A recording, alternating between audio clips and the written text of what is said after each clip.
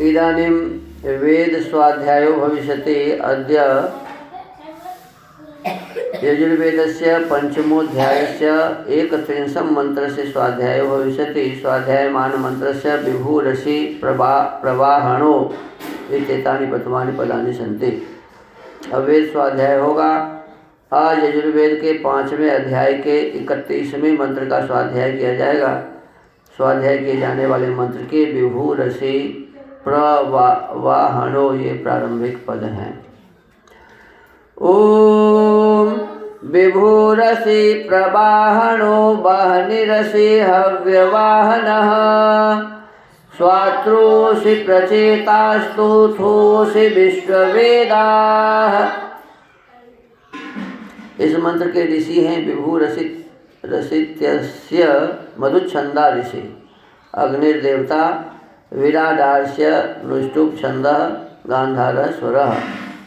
पुनस्तौ कथं भूता वित्युपदिश्यते।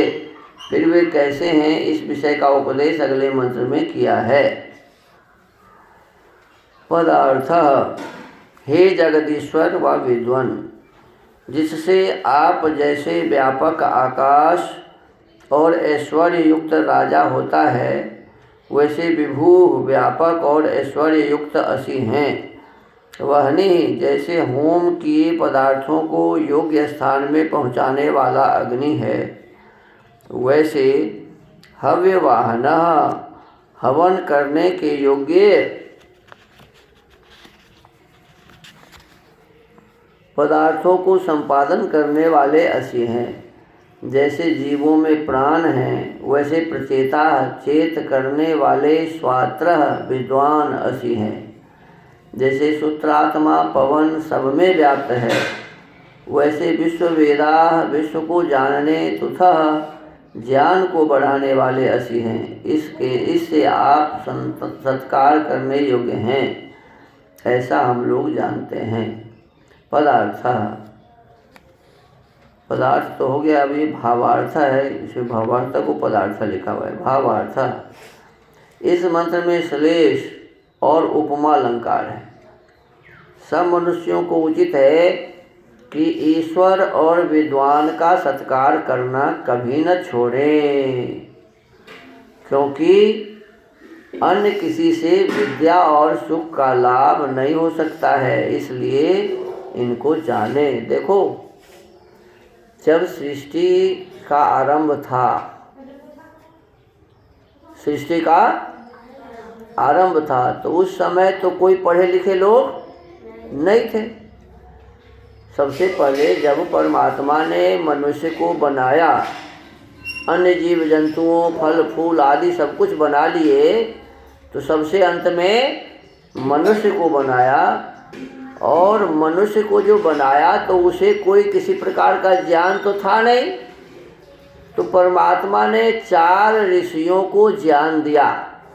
अग्नि ऋषि को ऋग्वेद, वायु ऋषि को यजुर्वेद, आदित्य ऋषि को सामवेद और अंगिरा ऋषि को अथर्ववेद, इन 4 वेदों का ज्ञान दिया।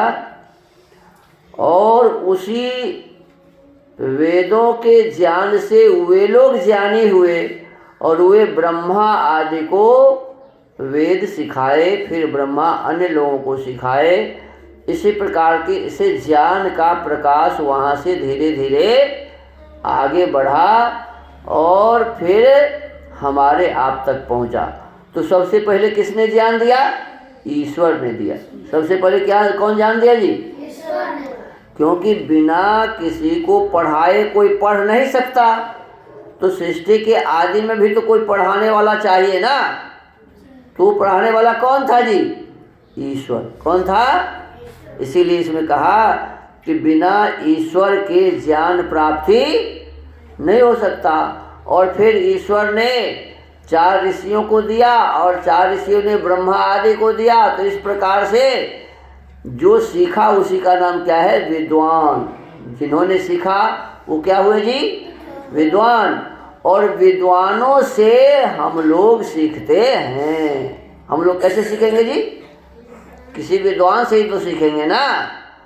तो इस प्रकार से कहा कि इसीलिए परमात्मा ने सबसे पहले ज्ञान दिया, तो परमात्मा का भी हमें सत्कार करना चाहिए, ईश्वर का भी हमें सत्कार करना चाहिए। और जो विद्वान विद्या को जानते हैं उन विद्वानों का भी सत्कार करना चाहिए। यही दो साधन है ज्ञान प्राप्ति के, अन्य और दूसरा कोई उपाय नहीं है। तो इसीलिए जब विद्या प्राप्त करने की और कोई साधन नहीं है, विद्वान ही है, परमात्मा ही है, तो परमात्मा और विद्वान का सत्कार जब हम करेंगे तभी तो हमें कोई विद्या देगा जी। और यदि हम सत्कार नहीं करेंगे तो हमें कोई विद्या देगा? नहीं दे सकते। तो इसीलिए परमात्मा का भी सम्मान सत्कार हमें करना चाहिए और विद्वानों का भी हमें सत्कार सम्मान करना चाहिए। तो आज के इस वेद मंत्र के माध्यम से हम सब ने जाना है कि परमात्मा और विद्वान के सत्कार करने से हमें विद्या की प्राप्ति होगी। इसीलिए सतत हमें विद्या जो भी जानते हैं, जिस प्रकार की भी विद्या जानते हैं, उनका सम्मान सत्कार हमें करना चाहिए, जिससे उनके हृदय में ये भावना बने कि हम ऐसे लोगों को विद्या पढ़ावें जो हमारा सत्कार करते हैं, जो हमारा आदर और सम्मान करते हैं। तो ऐसे लोगों को हमें विद्या सिखानी चाहिए, ऐसी भावना उनको बनेगी। इसीलिए हमें विद्वानों का सम्मान सत्कार करना चाहिए। आज के इस वेद स्वाध्याय के क्रम को यहीं विराम देते हैं। ओम।